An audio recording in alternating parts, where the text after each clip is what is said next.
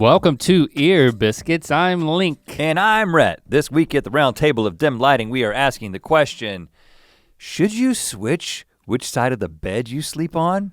Oh man. And other questions. I got a shiver down my spine when I heard you ask that. And when I immediately read it, I was like, I feel threatened.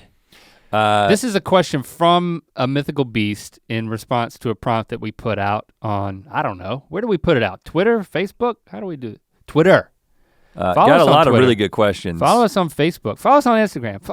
Follow us on follow us everywhere. Follow us to the ends of the earth. Don't think, just follow. So yeah, I'm excited about that question and a number of questions that we got. So excited that we should just get right into one of the questions. Yeah, let's do it. You feeling excited? I am. You don't look excited. Well, because I like to ease into the day. You don't want people who who come in and seem too excited for the morning, they burn out so fast. Are you thinking about somebody in particular? No, I would say that 1 out of 8 days you do that. And I could kind of see it in your face. It's kind of like, I gotta psych myself up.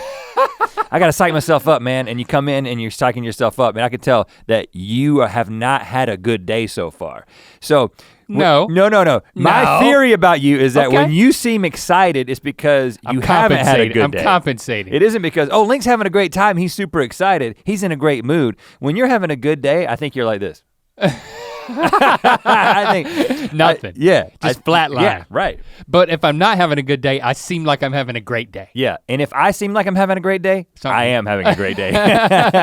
I don't psych myself up. That never happens, Rhett. Right. No, I'm having 1 out of every 8 days I need to have a good day. I work my way into a good day every day. I like to have something to look forward to, not something to dwindle. You know what I'm saying? So set your expectations low at the beginning of the day. Don't smile too much. Don't seem too excited. Listen. And by the end of the day, you'll be happy. There's another thing.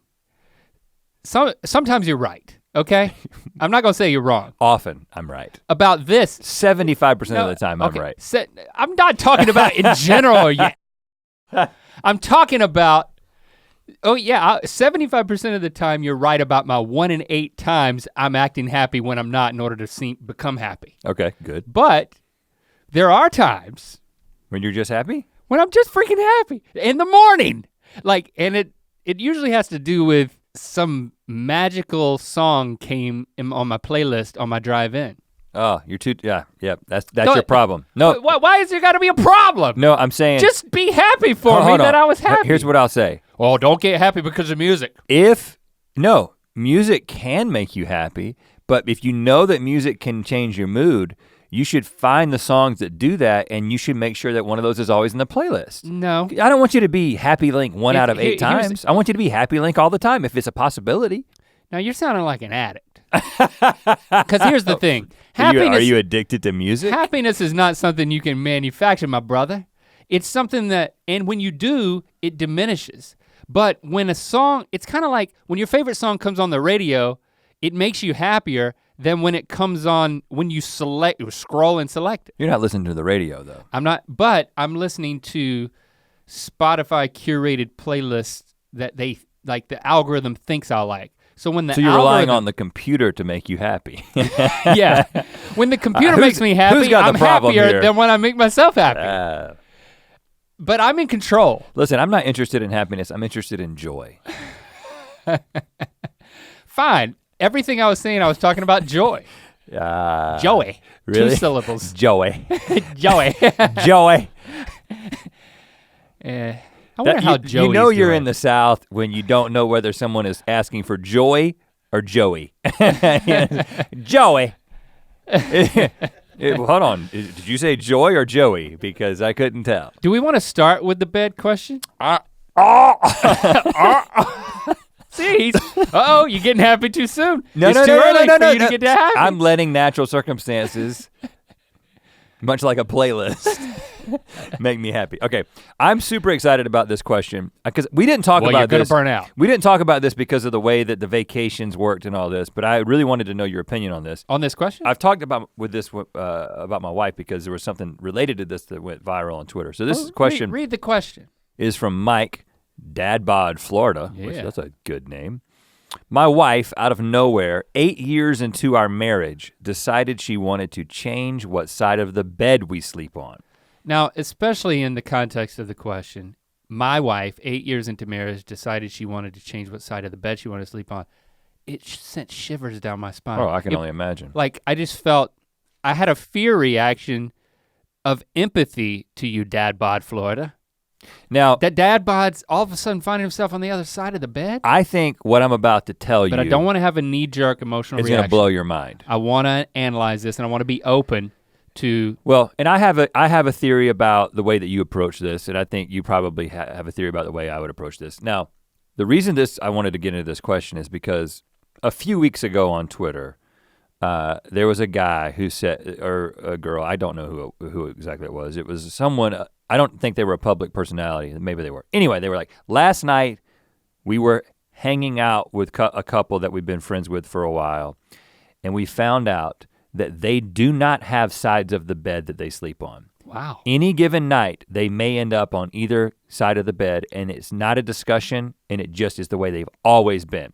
And of Are course, they pass out drunk every night or something? And this, of course, sent shockwaves throughout the internet because this is crazy, okay? I mean, I personally think that, and I'm a person that I'm not routine oriented, but this struck me as bonkers, you know? Yeah. The idea that you don't have a side of the bed because there's just so many just utilitarian things that go along with what side of the, you've got bedside tables that have your stuff in them, right? You put your phone on, like there's just Rhett. There's reasons to be on a side of the bed. Preach. Now, so I was you saying this, it brings a lot more power than me saying it because everyone's gonna know that I'm gonna say my thing about. Well, hold on, but let me just say, your opinion about that is not a novel opinion. That's a normal opinion. That someone would have a bedside table that has, like there's a drawer that is, I'm not even an organized person, but I'm an organized person compared to my wife, at least when you're talking about drawers.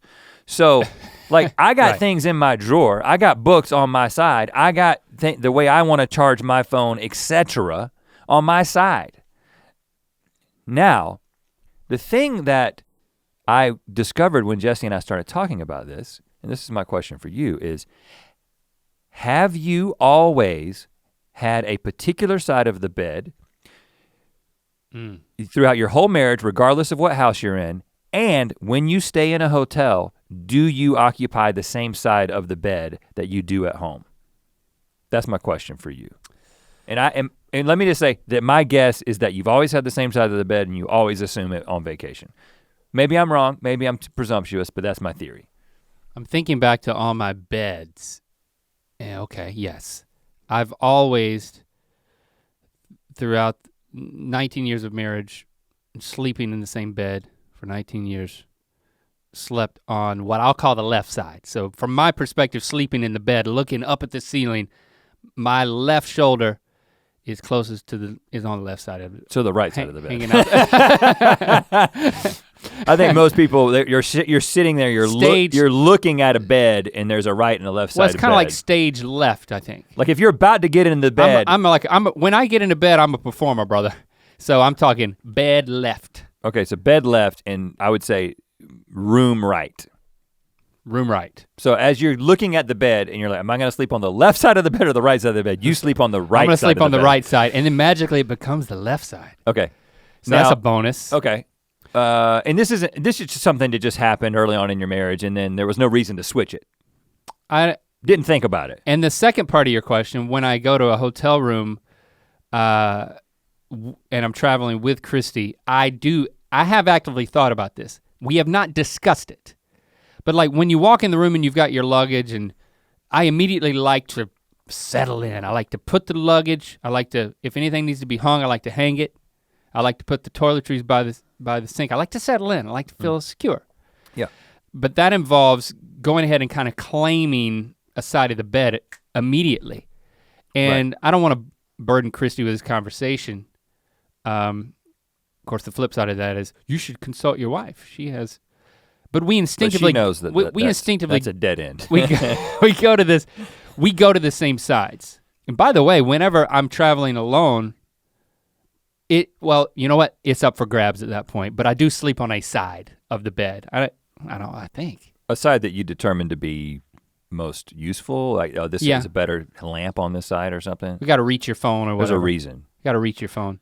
It really has to do with like, if there's a plug on one side and I can get to charge my phone, sometimes they're not on both sides. Okay, well, I will say that when I sleep in a hotel bed by myself, I sleep in the middle of the bed because as a big man. You can reach anywhere. This is like what I always want, is a large bed that I can just go anywhere in. And if you're in the middle, you can reach both bedside tables Easily. simultaneously. Yeah, I can put my hands on both tables at the same time. Finally, you got something to live for. Now, Jesse and I began to talk about this and it led to an argument. Oh yeah. Because based on the tweets? Yeah, because now first of all, we sleep, just to give you a lay of the land, I started thinking back through previous houses and in my previous home, I slept on the other side of the bed.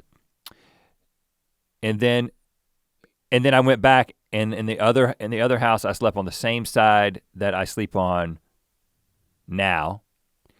And so there seems to be no rhyme or reason to which side I pick in a particular house that we're in. However, we stay on that side of the bed. When we go on vacation, there is no conversation about it. And we end up on either side of the bed and we never talk about it. It's just random if we're in a hotel. Well, sorry. It's not random. It could be either side, but when I started evaluating the psychology, realizing that I was the one making the choice first, this is when she got mad. You pointed it out to her. I have a thought process that's almost subconscious that has been determining which side of the bed I sleep on in every environment that I've ever slept on a bed. Okay, and what is it? It is, I want to be farthest from the door. The door. Oh, you want to use your wife as a human shield. So, that's hence the argument. So what I told her is without even thinking about it, and it's not and this is why she's mad, it's not in relation to her. It's not like I want her to protect me. It's that I have this instinctive, and I've never been in a room and had somebody come in and attack me. It's never happened in 41 years, right? But I'm a cautious person. Like I am the kind of person that goes into a public situation and thinks about where I'm sitting in a restaurant and that kind of thing. And I'm not a big worrier in that regard, and I don't seem anxious about it, but I feel like almost in like a pseudo tactical way, Bourne. I'm kind of making decisions. Not that I would be capable of doing anything given the extra couple of seconds. I've only ever been in 2 fights and they both ended with me punching someone in the stomach. You know what I'm saying? I'm not a hand-to-hand combat guy. I'm a lover, not a fighter. Well, that's why you gotta have more space to run. But there's this thing that's like, I need some time to think. I'm not trying to evaluate, because it's not a conscious process. I always, without fail, go to the side of the bed or the bed, and I don't know if you remember this, like for a long time when we traveled, we would get two double beds. One room and 2 double beds. Yeah. I would always pick the one furthest from the door. Now, and I like that because I wanted to be further away from the AC. Right, so it worked out without even discussing it. Which is usually on a window unit. And Jessie was understandably mad because she was like, I have a tendency to be like when we're out in public and I start walking, sometimes I'll just kind of just walk ahead and just because I am not a very thoughtful person. That's a pet peeve of hers, you walking ahead. And I walk very fast and she walks slow, and though she thinks she walks regular speed and I walk fast. I think I walk fast and she's slow, but that's maybe you walk the same speed, but when you factor in leg length. Well, we've had a lot of leg length arguments, let's just say that. And she's got unusual shoes. A lot of times, I don't. She's got like shoes with fish bowls in them. What does this have to do with the bed though? It just means that it's consistent with my tendency to disregard her in her eyes. Yeah, and so therefore she's like, you're not protecting me. You're putting me in the way of the potential crazed person who will come in here and try to kill us both. When you're like, somebody could come through the window. Exactly, yeah. But that's not what you think. I'm not thinking at all. That's just what you're now arguing. And now, well, let me say this, now that I am consciously considering this, I'm gonna be closest to the door. now because I'm not gonna sleep any less. So as a physical demonstration of love and deference, you're going to sleep closer to the door. I'm gonna put myself in harm's way. You're gonna really, for my wife. No, well, okay. But isn't that interesting though, that I had subconsciously chosen this side of the bed? I've been interested in it, yeah. It's held my interest. And then when I think back about those previous houses, it was like, yes, I'm always on the other side of the bed. Of the door. It's the door furthest from the door. At home. Because in your first house, back in Fuquay, I thought it had to do with something with like when you stood up to get out of your bed, like the roof angled to the point where you could not stand up in your own bed. That would be, because that's a fact. That would have been either side of the bed because it had an A-frame. That time in Fuquay was completely arbitrary because the house was the bedroom was a converted attic, and the door was equidistant from the foot of the bed. Well, what about the one in Sherman Oaks, your California home, where I was furthest from the door. But the bed was against the wall. I was against the wall. So you had to climb over Jessie in order to get in the bed if she got in first. And I think it's because she stayed up later than you. Well, I think that's the reason. We talked about this and she said, well, the reason we did it in that house is because I was getting up with the kids more often than you were. Again, another point of disregard. Dang. Lazy husband. But I was like, yeah, I mean, you're just so much better about getting in and getting out of the bed. You're small. It takes me an extra few seconds, something could happen. Anyway, yeah, so I'm not gonna go into the details of the argument that we had, but I have made the decision now that, now that doesn't mean that we're going to switch places in our current home because it's pretty established at this point, and I am furthest from the door. See, I think the reason why I just don't have the door thing that you have. For me, when we travel and we're sleeping together, like when we were on vacation in those 3 different beds that we were staying in, I'm always on what I'm calling the left side, which is the right side of the bed. Because as I'm sleeping, she's moving on my right side. There's a being over there. And if the being's now I'm not used to a being on my left side. And so that's gonna give me a bad night's sleep because subconsciously I'm disoriented. So having a being on the right side is normal. Having a being on my left side is discombobulating. I don't think it's that discombobulating, but it is. And then you have more room. You know where you have more room subconsciously to roll. Like if I roll this way, I got more room. There's gonna be a person there, but I'm not gonna roll off the bed. And I know that if I'm— Yeah, you're not a child, you're not a toddler. And you know what? As a matter of fact, last night, I just remembered. I rolled off the bed. I came as close as you can come to rolling off the bed. Yeah, that hasn't happened to me in many years. And you know why? Because on vacation for over 2 weeks, you had rails? We've been sleeping on king size beds. I come back home to my queen size bed. It's great, isn't it? I felt like I got a California king. My subconscious was on a king size bed and started rolling over and I was teetering. And I woke up and had to slide. You probably should stick to one side of the bed. It seems safer. So, because to me, that's what it all boiled down to. So back to Mike Dad Bod Florida's question, for me I had a fear reaction because I'm afraid of rolling off the bed or at least having compromised sleep. I think that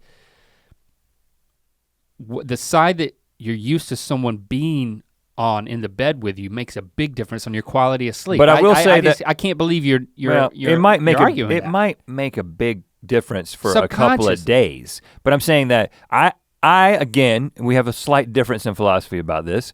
I believe in continually shaking things up so you don't become dependent upon routine, right? I could adapt. Because you become more flexible. But in this particular situation, in the context of a marriage, this is, in my mind, this could be that your wife wants to mix things up. I mean, this is a mild mixing, but if she's like, hey, we've been together for 8 years, what are the next 8 years are gonna be like? Well, they're gonna be like me being on the other side of the bed for one. That's potentially, just take it. First of all, I think you should ask why. You shouldn't ask us why. You should ask her why, because we don't know. You should find out, is there any underlying reason, or is it just like, hey baby, I wanted to shake things up, or no, actually I wanted to be further away from the door so you would be the one to get killed? It could lead to when arguments, an intruder came but in. again, then that might lead to some self-sacrificial action like Rhett's doing. But you make a good point with mixing things up, because I am always gonna be a proponent of mixing things up when it comes to the bedroom. I mean, hey, now we're on to something. Okay, I got your attention. So Mike, things could be getting exciting. This could be like a little. Yeah, you never know where this is gonna lead. Here's what I'll say. And you know what? Go for it. I think I wanna Just before we move on. go down the water slide. I want to acknowledge that now that I think about which side of the bed you consider the right and left side of the bed, you might have something here. Because when you're in a car, the right side of the car is as reference from being inside of the car. I didn't want to tell you, but yeah, you're right. But I feel Because like I'm right. when you go, no, but I think if you go to a mattress store and you ask a person selling mattresses, touch the right side of the mattress. What is the person selling the mattress gonna do? I think they're gonna touch the right side of the mattress as if you're looking at the bed. I agree, but it's not his mattress. Do you think it changes once it becomes your mattress, or Yeah. it changes once you get in the bed? When it becomes your bed, your mattress. Talking about mixing things up, I mean, you've really shaken me with that. I mean, I sustained injuries from sleeping on the same side of the bed for too long. I would sleep on my right side. That was sleeping on the wrong side of your body. And I would not the side of the bed. I would spoon Christy, but I would use my arm. I'd put my right elbow up next to my right ear, and I would use my own elbow as a pillow. And I did that for so long that like the bones in my shoulder started to grind against each other and like wore down the freaking cushion. And now I have technical term. I have pain there. And so I learned to sleep on my back, and I can't spoon anymore. But the solution could be wear down the left shoulder. You can spoon. I could get spoon. You can spoon, but you can't spoon sleep. But you can spoon just for fun. It still hurts. Or I think there's it's no hurting. spooning now? I think I can't spoon because I think that I'm grinding my shoulder. And so I actually try to keep my elbow down by my hip and spoon that way. Well, the thing about me, that's just weird. The thing about spooning it's for like me, you're upright, but you're laying down. is I've always only ever been the big spoon, because if I'm the little spoon with Jesse, it's like I have a backpack on. You know what I'm saying? It's like it's just not the same sensation. You're an ultra large little spoon. Shall we move on? Well, I just want to make sure we got closure here. I think we told him he needs to talk to his wife about this, and but then take it as an ironically, opportunity. you know what I'm gonna do tonight? I'm gonna get in the bed first. I'm gonna get in on Christy's side. I'm not gonna say anything. Yeah, that's not gonna work. I'm gonna go all the way to sleep and then see if she wakes me up. If you move the furniture, it might work. Move all the stuff in the. Yeah. I think Christy and I. All right, I'm audible here. Maybe we need to throw it in the mix to like switch it up. Yeah, see how it feels. Let's both do that with our wives and then report back. Let's talk them in. Jesse, she won't care, right? I don't know. I got to talk to her about this. Yeah, we can't decide right now for her. I can't. Listen, if I've learned anything, I'm not going to make a decision on the podcast that affects my wife. We're gonna begin negotiations, which may lead to a trial period of sleeping on the other side of the bed and see what happens. Yeah, mix it up. But I guarantee you, there'll be some bad night's sleep. Not for me. No, I'm being honest with you. I know for a fact it's not going to affect, because I do it randomly when we travel, and it's Thanks, never Mike, affected. for. So we got more questions, but first we want to let you know that you can go over to mythical.com and you can pick up one of these snote books. It's a notebook. It's a sketchbook. It's both. That's why it's a snote. This one's Jenna's. I think she's written a lot of things. She's got her number in there. Got the GMM logo on one. Email just in case it's lost. You got the Randler logo. Hold it up by your face so that it can be in the shot, my brother. So one of these was designed by our very own Caitlin. Was that this one? It was both of them. Both of them? That makes it easier. Yeah, she did both of them. Oh. Okay. She did both of them. Wow. Artsy. Mythical.com. Writing stuff down is powerful. It's good for your brain. It's good for your life experience. And I like knowing that we're a part of that. So buy it. Here's another question from Science is an Art.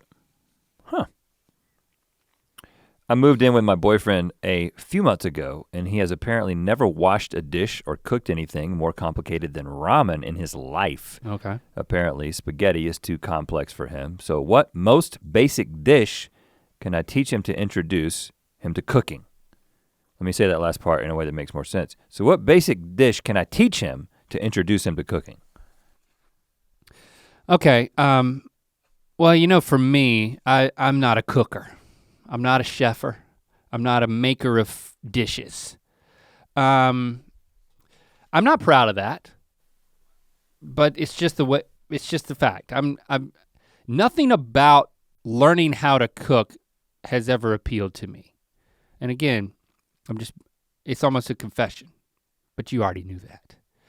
I am, however, a cleaner. So I'm observing right off the bat. So you like the part that no one does.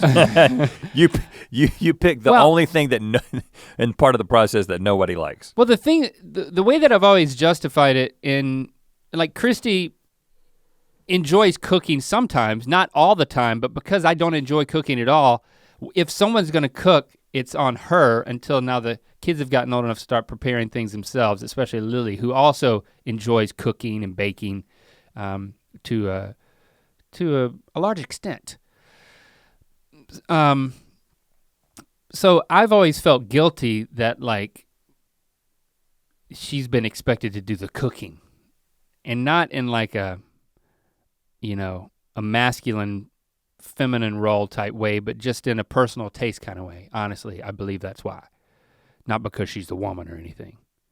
But I felt bad about that, but I've always compensated or taken a defensive stance of, well, at least I'll clean. Like, hey, I made a decision early on in our marriage because I didn't know how to cook, and for whatever reasons, which I can go into if you want me to, I've said, I'm just gonna take the stance of, I'm gonna be grateful and uncritical of anything that you wanna prepare because I know that I would die if you didn't do it. And I will also then clean up. So I think I got a good track record. I'm not gonna say a great one because my wife's probably listening, but at least a decent track record of at least compensating with not cooking by cleaning. You also like cleaning. And I like cleaning. I like putting things away. And a lot of people who enjoy cooking, they start to say, and Christy has said in the past, and I've heard chefs, as I've spoken with many chefs, it's like, the only part I hate about cooking is the cleaning. It's like, well, let me take care of that. Right. As an offering of gratitude. But this guy does neither. And I find it interesting that the thing that she's asking about is she's keying in on the cooking part. And maybe that's because she likes the cleaning part, so I'll respect that. But now I'm a little out of my league because— Well, let me ask you. So I'm just telling him, buddy, he should do one or the other. Well, I think maybe you can speak to this. So first of all, it is interesting that you don't cook, right? I think if you were to analyze, not personality, but if you were to analyze background, I was raised in a very traditional home where my mom did all the household duties. My dad couldn't cook anything, wouldn't cook anything. He'd grill a steak? Yeah, he was the grill man. He was the grill man. He'll grill a steak, he'll barbecue the chicken, but it's basically, I don't know what it is about baby boomer men, but it's like, I'm only gonna cook if I'm outside. And the moment that I come in, it's like, this isn't my territory. Lots of reasons for that. And my mom did everything for us. Like my brother and I never did laundry. Like I think she was just like, you guys, she didn't have the patience for us to make the mistakes that we would have made. She was just like, just let me do that, and that's kind of a baby boomer mom kind of thing in a lot of ways. Mm-hmm. So going into college, I never cooked anything, but I like to eat so much that there came a time in which I was like, I have to cook for myself. It wasn't like, I wanna be a cooker. It was like, I want to cook so I can eat. And I love it. And so in our dorm room, we had one of those toaster oven things.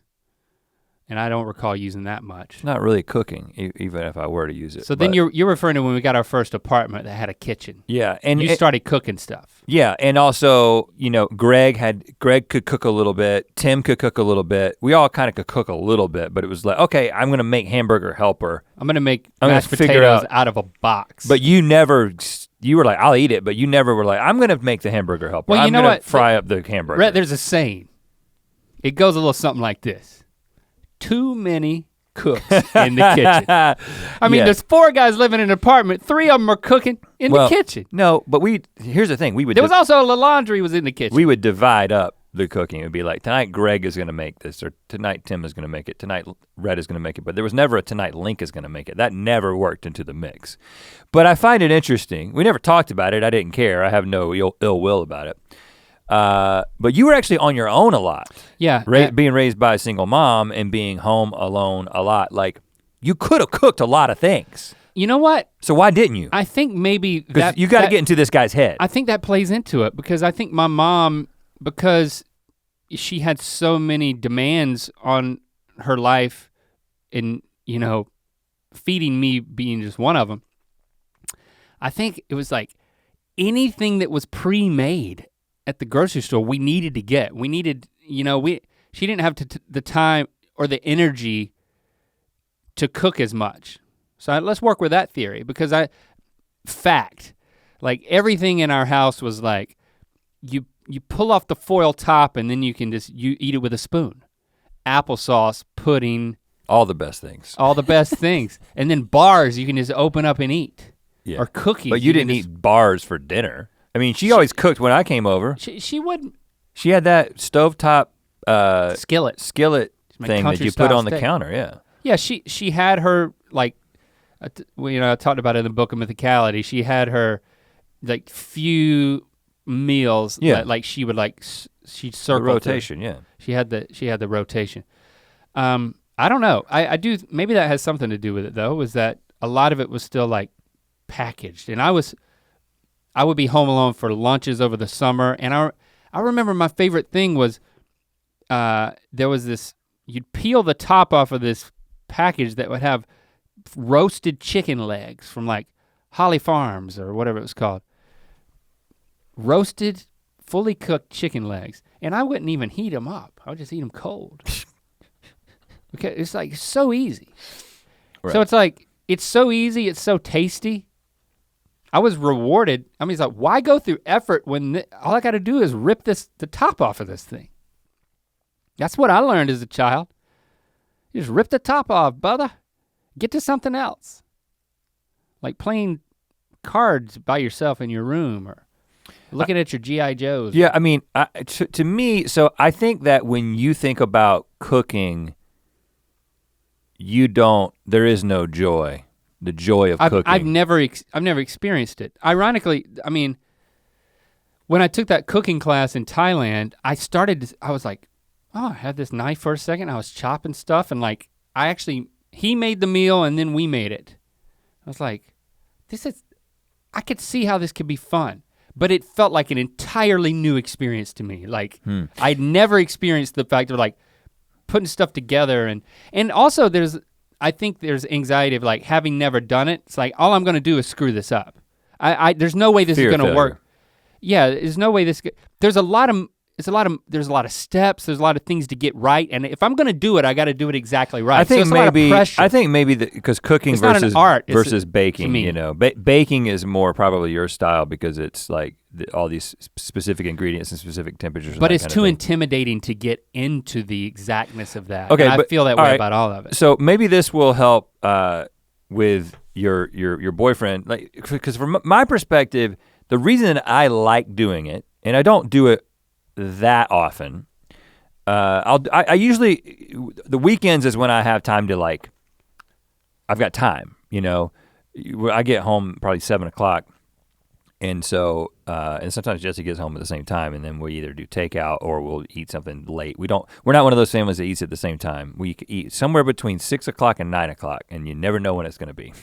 But the thing that I like about it is I do like building and creating things. Like I've never done it, but the idea of like making a sculpture or painting a painting, like getting into something like that there's a process and then there's a final product has always been intriguing to me. I think it's one of the reasons I like what we do. But the beauty in cooking is that you get to do the process and then you get to eat the final product. Mm-hmm. So it's better than art because you get to eat it. I love to eat so much. It's one of your favorite things. If I could paint a painting and then eat it,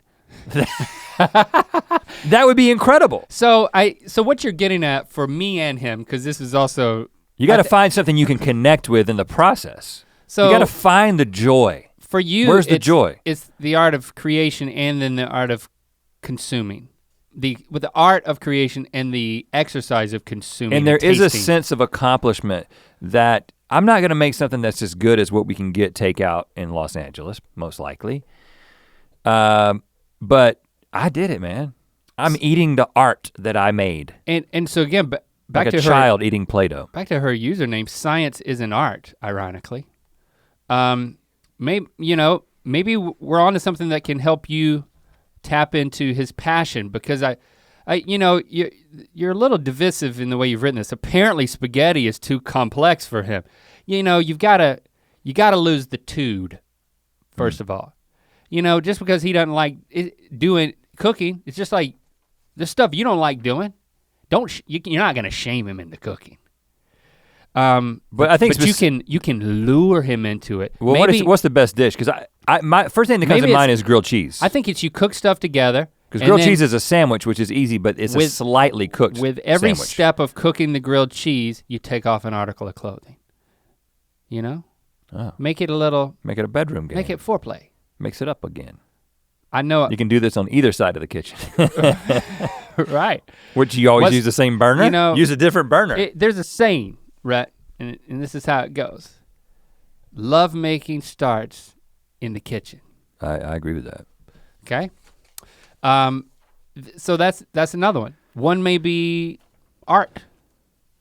Another one may be bribery. I don't know. It's like, I'll give you an Amazon gift card if you learn how to make spaghetti. Again, that's well, the specific question was, what's the most basic dish? I don't know. I'm not putting a lot of thought into this. I don't think it's about how basic the dish is. It's not about the dish being easy. It's about tapping into motivations. Yeah, I agree with that. But you gotta start somewhere. Well, I think that's a secondary. You can't answer that question. You can't give them grilled cheese until you've come to motivation, because the motivation then might say, you gotta address the motivation. Oh, it needs to be beef stroganoff. Maybe just make a painting and let him eat it. And if you're taking off your clothes, you can call it beef taken off. Oh. Clothes. That's good. Make it a game. That's a good recipe. You should do a whole book. Beef take it off. Give me another question. But we're really nailing them this morning.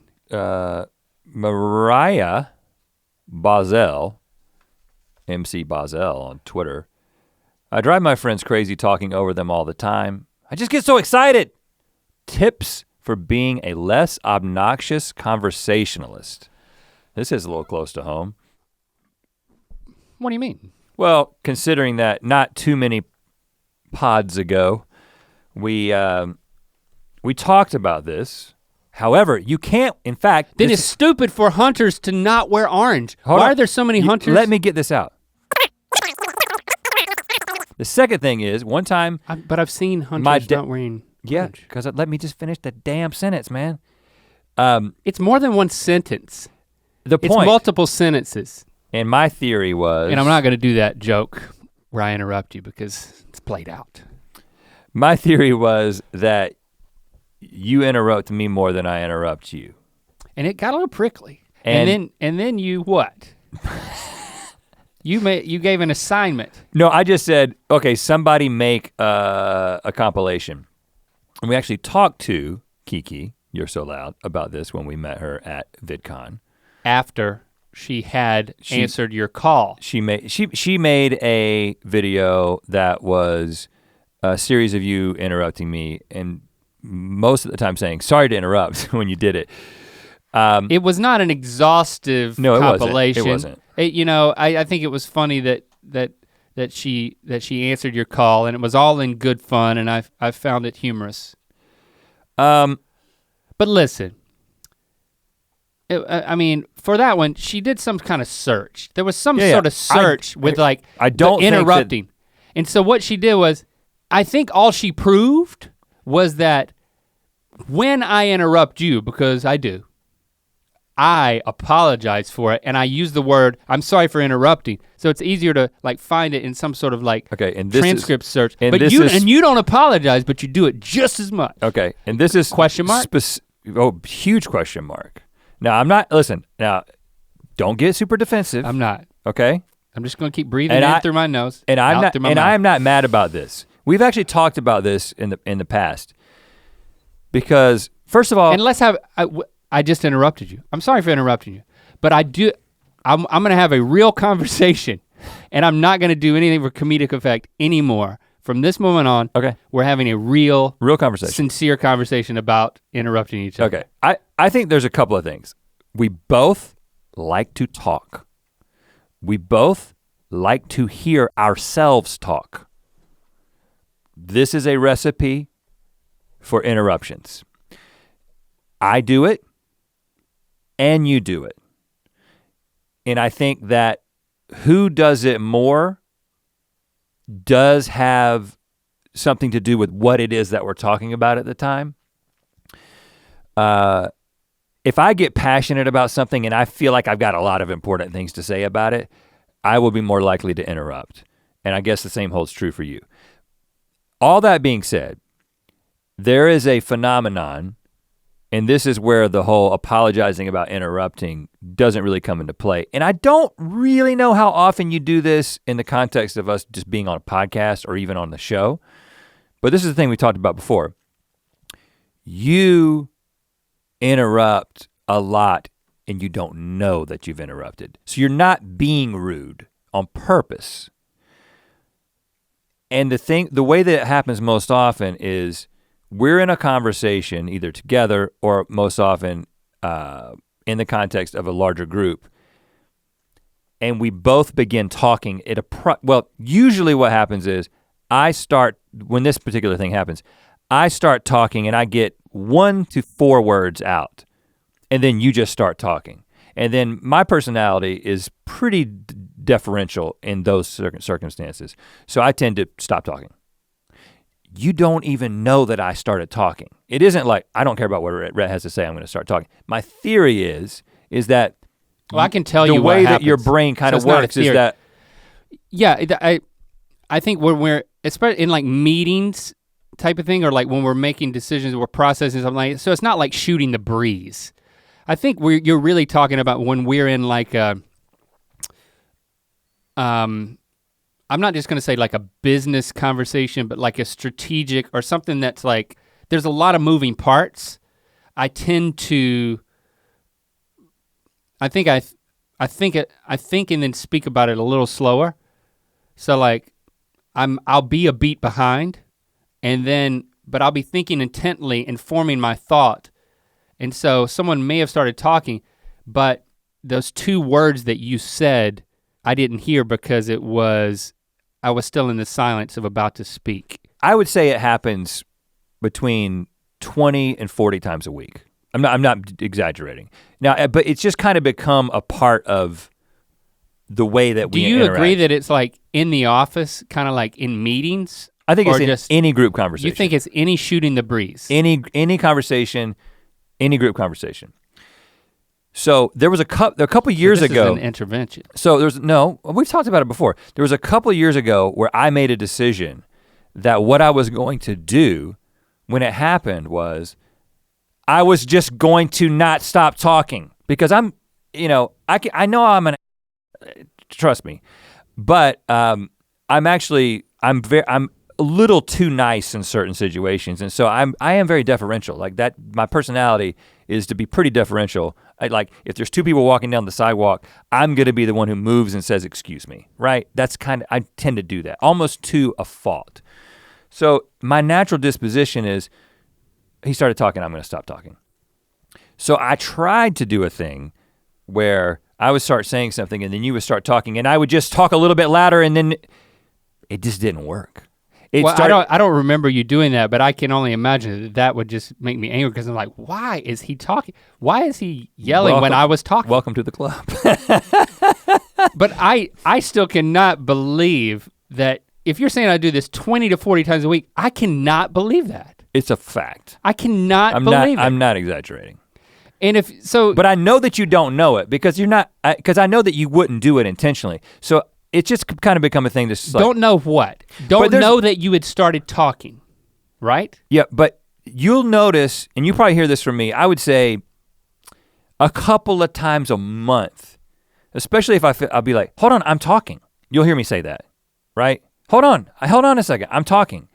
That's when I feel like what I need to say needs to be said right now.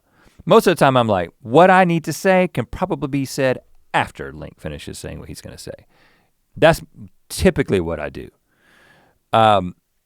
So my theory is that it as it might translate into, again, it's very different in this context because I'm in your ear on a microphone. I don't think what we're talking about now applies to Ear Biscuits. I don't think it does either. So I do want to talk about that, which is what I thought we were gonna talk about.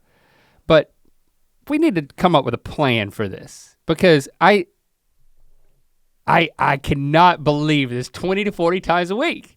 I just can't believe it. And if that's true, I want to know, but there's gotta be. Do I need a bell? There's gotta be there's gotta be a way that doesn't involve a bell. How about you wear a shock collar? Hold on, you can't start making jokes. We said we weren't making jokes. This is serious. Okay, all right. I'm just saying there's gotta be a gentle way, and a gentle and private way for you to say, or you know what, it can't be private because there's someone else in the conversation. It doesn't happen when we're just talking to each other. It happens when the two of us are talking to somebody else, right? It happens, but you do it with other people in the office as well, but they all do what I do. They just stop talking. They stop talking because of the boss is talking. I stop talking because I'm not willing to. I honestly don't know what's happening because you don't, I already knew, I already know. It's because of the way it's exactly what you said. Like, okay. What you explained is you're not a rude person. It is, he was thinking about what he was gonna say, and you tend to not listen when you're thinking about what you're gonna say, and so you're not hearing me speak. But it's when there's a silence, and then there's like, it's the kickoff of the conversation. So it's not like you've been talking and talking and talking, and then all of a sudden I interrupt in the middle. Again, those are the type of things that happen in Ear Biscuits. Sometimes it might happen that way, if there's a pause. But the theory is that— and I was gonna continue. If there's a pause, and then it's like, oh, now is a socially acceptable opportunity for someone else, potentially me, to speak. So I'm going to speak, but I'm gonna need to formulate what I'm gonna say because up until this point I've been listening, I haven't been formulating a thought. It's like it's not that extreme, but I think so linearly that, or live my life so linearly that maybe not to that extreme, but I do think that happens where it's like, I am listening and then there's a pause, but I don't know, I haven't been thinking about what I'm gonna say. Well, you've got two modes because you're actually much more likely to speak your thoughts, to speak without thinking than I am. And that's a certain mode. And you tend to be in that mode when we're entertaining, which I would say that this is entertainment, hopefully. But and then also on the show. But so it doesn't really happen in that situation. The real life version of that is that I'm a verbal processor. So sometimes I don't know exactly what I think about something until I begin to speak it out. So I don't say things definitively, I say things exploratorily. That's how I speak. So, which ironically would lead you to believe that I could fill a gap immediately because I don't know what I'm gonna think. I verbally process it. So those things don't work totally together, but I do think my theory is, because what I'm getting at ultimately is some way that you can gently flag that it's happening so that I can be receptive to the feedback so that I can get better about it. if you're right. I believe you're not making this up, but it's that hard for me to believe that it happens 40 times a week. Well, 40 times a week would be 8 times a day. I said 20 to 40. I would have been fine with once or twice a day. This seems like a lot more than that. I think it depends on how many of those conversations we're in. But anytime we're in a one out of it, how many conversations? If we sit down and have a meeting where we're both speaking about something, it is going to happen. Okay. I don't like that. But I'm saying, in my defense, I do think that if it's most likely to happen at a point where there's a pause in the conversation, and then in that pause, I'm formulating something, someone else begins to speak, but in my formulation, I still feel like I'm in the gap, and then I start talking a beat later. Because I do know another thing that happens is we're in a meeting and we've been asked to make a decision about something or give creative feedback on something. And then one or both of us will give feedback, then there'll be a pause, and then the person who's talking to us, like Stevie, will then move on to the next thing. And then halfway through her moving on to the next thing, I say one more thing about the last thing. Because I'm still thinking about it. But when you and do I realize that, you know that you're doing that. And I do that. Sorry, before we move on. And I do that a lot. I would say. I do know that. I would say that if we're in a meeting where there are 7 items, 3 of those items you're gonna have an additional thought. And I actually and it would be weird for her to just have a twice as long pause or ask me, do you have anything else? Because that's not how, because that would be demeaning. Here's let me say, I don't mind. It's annoying. Like what you just said, that situation is not even annoying. It's like that's how your brain works, and you are the kind of the details guy and the second check and that kind of thing, and that's part of our process. So I welcome that. It can be sometimes it can be like, okay, we just talked about that. We got a bunch of other things. I get it. So it can be a little annoying, but it's not really. Even the first thing that we're talking about, I would say that I am so used to dealing with it that it's only annoying to me if I'm already like a little mad about something at you. And then I'm like, okay, he's doing that thing. But it's not really, it's kind of like, this is just the way, I know he doesn't know that, he's not interrupting me because he doesn't think what I said. He doesn't know that he interrupted me. He doesn't know that I started to speak and then he started to speak. So if you want to deal with it, I am open to you dealing with it, but I'm saying that you don't have to deal with it because I don't know if it's possible. But you're saying I do it to other people. Yeah, but everybody, I think also, I would say that most everyone else also knows that you don't. Maybe they think you just don't care what they have to say, but that's a good question. I think most people who get to know you personally are like, oh, he's not being dismissive. I just think maybe he didn't hear me. I think most people would be smart, who are here long enough, would be smart enough to know that. Do you think I'm right that it's at the beginning of conversations, at the end of gaps?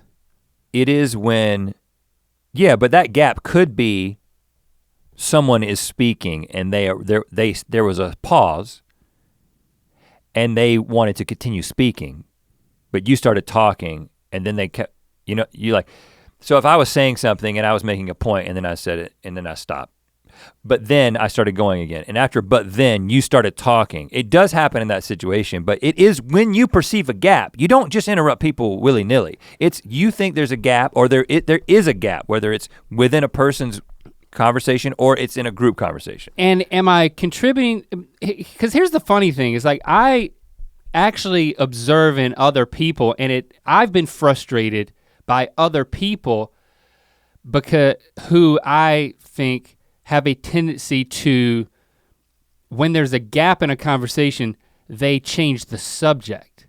It's like, oh, they've been thinking about what they wanted to say, and when they said it, it had nothing to do with what that person was saying, and then they just started, so they changed the subject to whatever they wanted to talk about.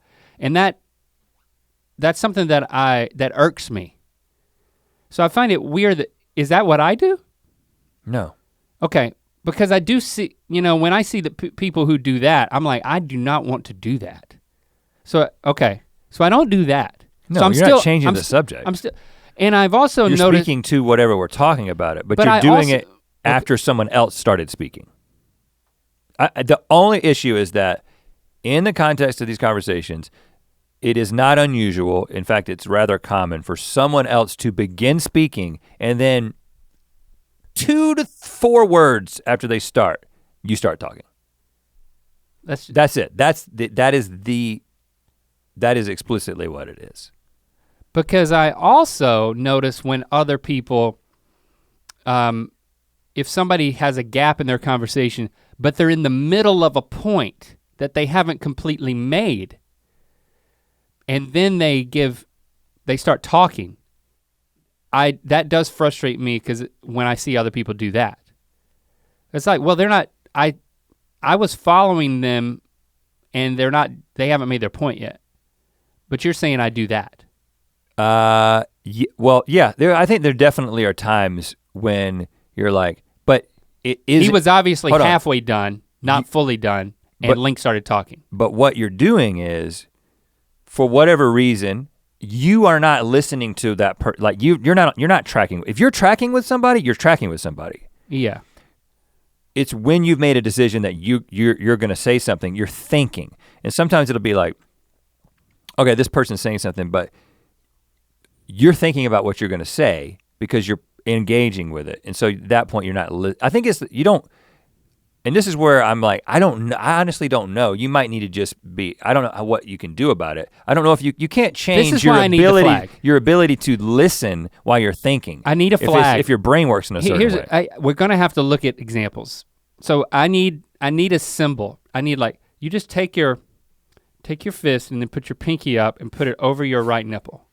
That's all. And then I'll know that I did it. And then I'll say, okay, why did I do that? That's why I did it. And I'll be able to explain it to myself and to you. And if I need to change something, I can.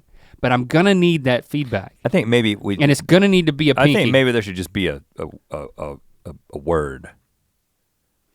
And it can't be like, oh, you just did it. Red light. You can't, but there's other people in the room. You can't just be like, if I just don't, I wanna equip you so that I'm receptive to this. I don't know what it's gonna be. Because I'm gonna interrupt somebody and then you're gonna interrupt me for interrupting them. And what? Tell them to go ahead? No, I just it needs to be a physical symbol. Well, do you think it needs to happen in the moment, or do you think after the conversation is over it can be like, well, let me tell you that these are a couple of times that you did that thing. When I was saying this or when Stevie was saying that, what do you think would be more helpful? If it's right after, because I want to assure you, it's gotta be right after. I'm not doing this for me. It's gotta be. I'm doing this for you if you want it to be done. Because I don't think did you know you were going to do this when we were talking about it? Because that's an intervention. I didn't know I was going to talk about it until I saw the question.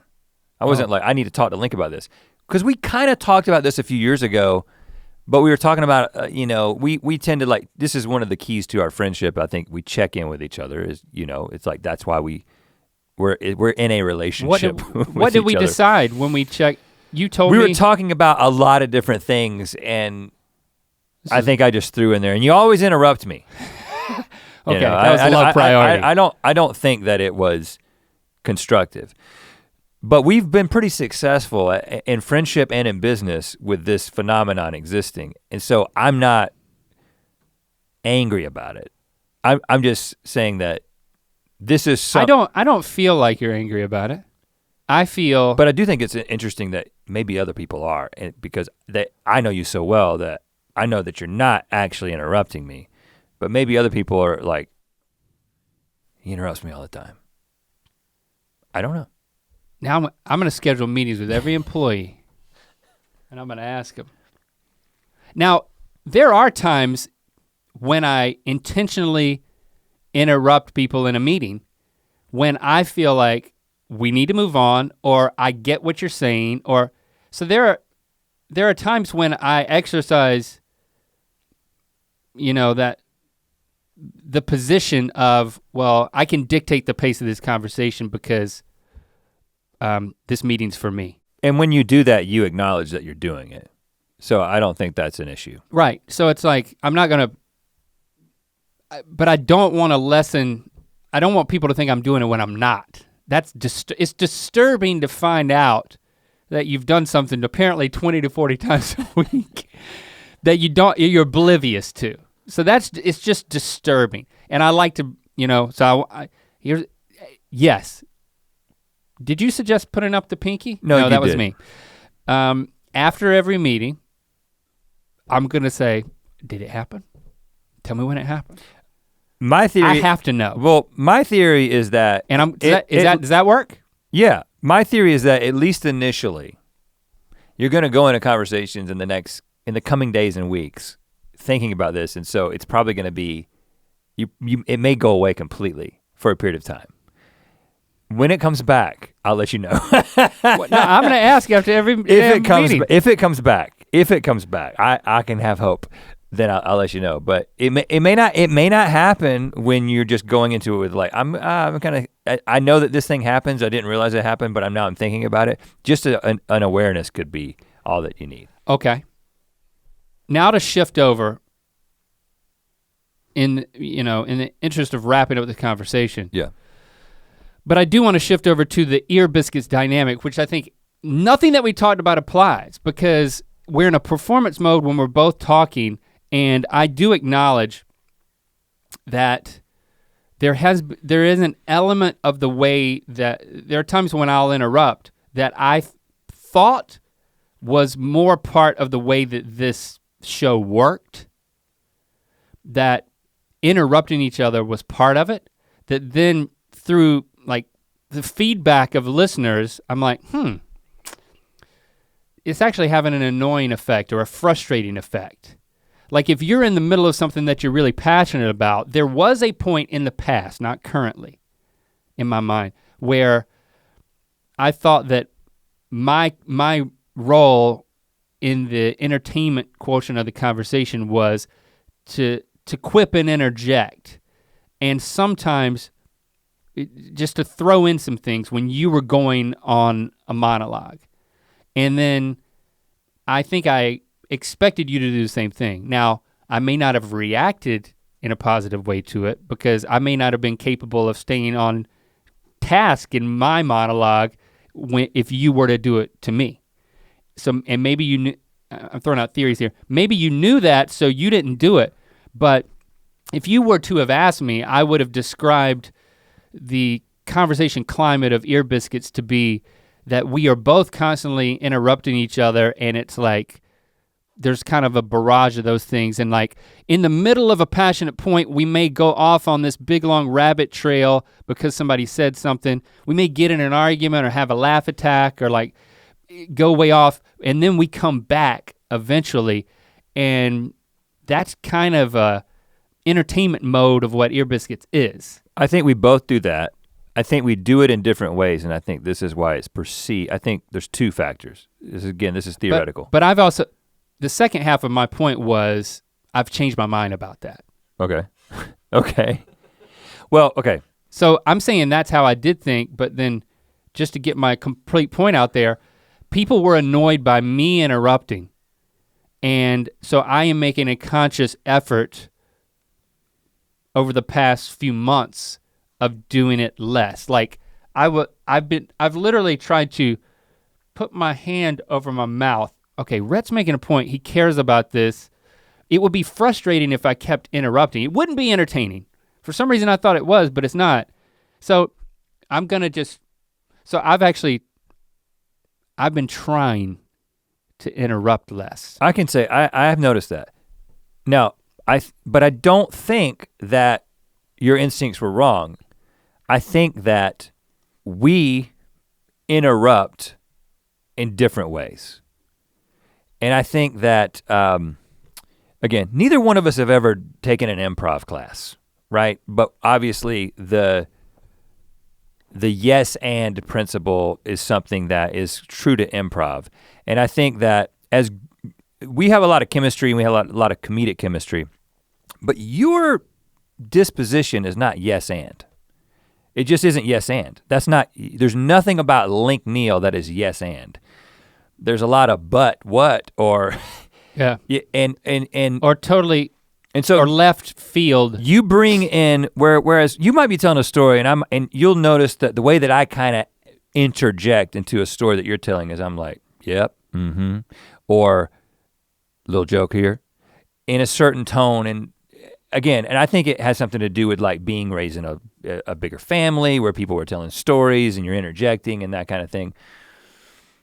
And you tend to do the same thing, but when you do it, it's more derailing than a yes and kind of thing. So again, it's part of who you are. It may be annoying to an audience member at times. It's not personally annoying to me. Yeah, I'm talking about them. Right. I think the feedback has been helpful. That's like, if you're making a point and you're obviously getting at something, and I'm engaged, I know what you're getting at, but I feel like what normally could take 8 minutes, it would be better if it took 16 minutes, because in that additional 8 minutes of something unexpected or fill in the blank, it just adds to the entertainment factor. But now I understand that like an 8-minute story that you gotta wait an additional 8 minutes to get to the point, it's frustrating. So there's a middle ground of like, if you're gonna add a minute of interjection, because it is, after all, a conversation. It's not a series of handoff monologues. But I do think that there was an era of my ways in that mindset. Well, and I would say that your capacity to let me talk uninterrupted is lower than my capacity for you to talk uninterrupted. But I think that's a personality thing. And you know what I'm saying? I just think that I can kind of like, if you spoke for 4 minutes without me saying anything, there's certain times when I'll just kind of settle in and I'm like, I'm not. Now, listen, let me be very clear. I like to hear myself talk. I'm probably perceived as more of an asshole than you are to most people. So I'm not defending myself. I'm just saying there's certain aspects about the way those conversations come out that it might be like, okay, Link's gonna tell this story. If I say anything, it's gonna be it's not gonna be derailing, it's gonna be a little bit additive, it's not gonna be a different perspective, it's gonna be like an agreement or it's not gonna be nothing. And I just don't think that's your disposition. I think your disposition is, if I'm gonna say something, it's gonna be like the ping pong ball came to my side of the table for a second.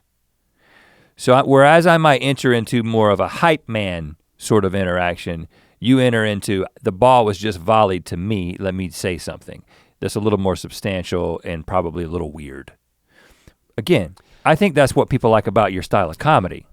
But I think that it's interesting when you apply it to different types of conversations, because I think that if you're telling, we both like to tell stories from things that have happened to us, and I'm not really interested in like who does more of that or whatever, but because I don't know or care. But I think when it comes to talking about ideas or things that aren't like personal experience type thing, like you'll get on these points about that, and I feel like you're in that's more of your zone than my zone. And so I do think that there's an interesting interplay with how we discuss those type of things, that like sometimes it's not like, okay, you're making a point, I'm making a counterpoint back and forth. I think it's more of like, I'm gonna interject things and explore it, but I'm not gonna be doing it in the same way that you are. So so I think that there's more opportunity for me to have interruptions that couldn't work in that setting, versus when it's like a story that we're telling. I don't think that, I would like to think I don't do that to you when it's like, oh, like I'm hearing a tale here, this is happening. There's a beginning, middle, and end, so to speak. It's not an open-ended conversation, whereas you feel like you're moving towards this point or this conclusion, but I'm feeling like we're having an open-ended conversation. And I think in that dynamic, it has led to a frustration for the listener. Well, and I do get as a matter of fact, I don't know how I got here, but I was looking at the comments on our appearance on the H3H3 podcast, which is over a year ago. Mm-hmm. And the nature of the questions that Ethan was asking were very much about like, sort of like theoretical things about the YouTube platform and stuff that just immediately like, I have all these thoughts about, right? Yeah. And people were like, Rhett is interrupting Link a bunch.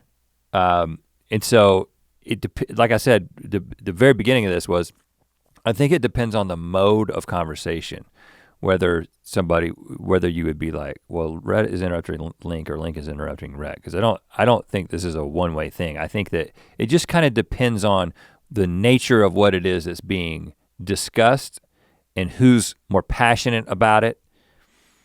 And so in terms of in the context of Ear Biscuits. I also don't feel, like in those instances where it's like there's a point that you wanna make, if I do interject, you can get frustrated because you're trying to make a point. Whereas when I talk about those same things, I verbally process it more, so I don't necessarily know the exact point I'm making. I'm putting it out there for like having heard it and discussed it for us to reach a conclusion together. And I think that's the different way we approach it. So I actually don't think I feel it's sensitive to being interrupted when we're talking about ideas as you do, but as opposed to when it's a story. So I might be more sensitive to interrupting during a story than I am when I'm interrupting during an idea conversation. Yeah. Well, this has become an interesting conversation. From your question, from Mariah's question,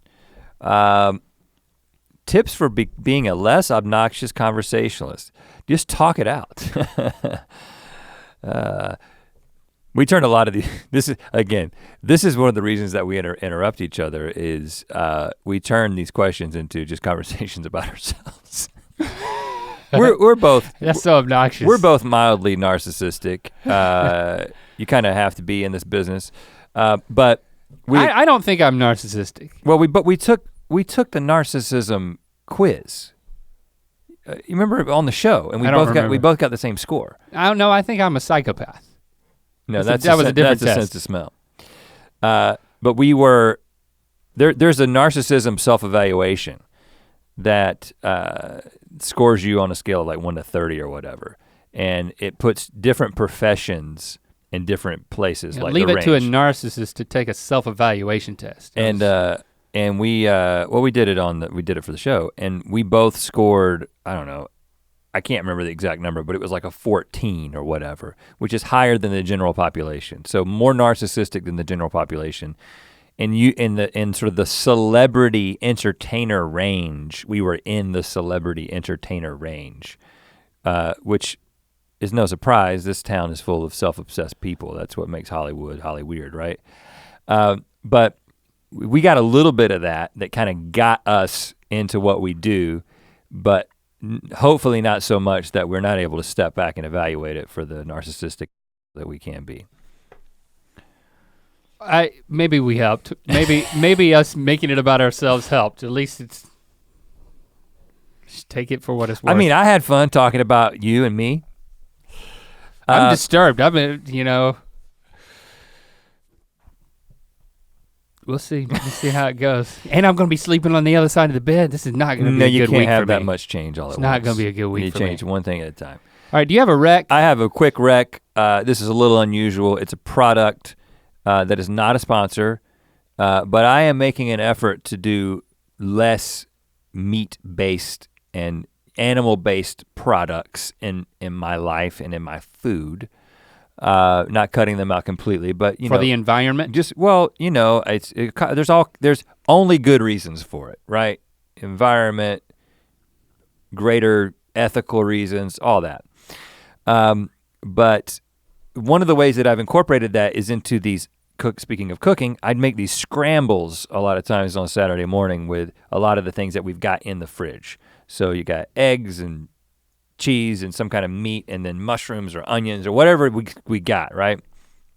Put some hot sauce in it, put it in a burrito. It's good. My wife and I like it. My kids are too picky, so they eat something else.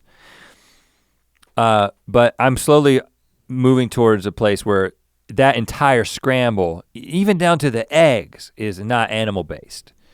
And one of the steps towards that was the cheese, and this was a big thing for me, was substituting vegan cheese, which I've tried multiple times. Which is nuts. No, I mean, like literally. Literally nuts. But I have found what I think is a pretty good cheese that I've tried on a burger as a slice, and also put the shreds in my scramble. Daiya, D-A-I-Y-A. It's like one of the most popular ones that you'll see when you go to this section of the grocery store. But I tried it a couple years ago and I didn't like it. I don't know if my tastes have changed, but I think they've actually reformulated it. It's getting pretty good. It's not real cheese. Is it pricey? Probably. But he don't even look at the price. But if you don't eat it next to regular cheese. Yeah, don't do that. Don't make that mistake. Don't be an idiot. Just put it into something that would normally have cheese. There's a bunch of different flavors, a bunch of different presentations, whether it's shredded or blocks or slices. Daiya, D-A-I-Y-A. I recommend you try it. Not a sponsor, maybe will be one day. You said not a sponsor? Maybe we'll would like to be a sponsor. I would like them to be a sponsor. Daiya, if you're listening. Hashtag Ear Biscuits, let us know what you think about this. You can weigh in on the interruption thing. I think that's gonna generate a lot of conversation. Hell, we may have to title it that, Kiko. Probably so. All right, we're up for it. Thank you for hanging out, and we'll speak at you next week. To watch more Ear Biscuits, click on the playlist on the right. To watch the previous episode of Ear Biscuits, click on the playlist to the left. And don't forget to click on the circular icon to subscribe. If you prefer to listen to this podcast, it's available on all your favorite podcast platforms. Thanks for being your mythical best.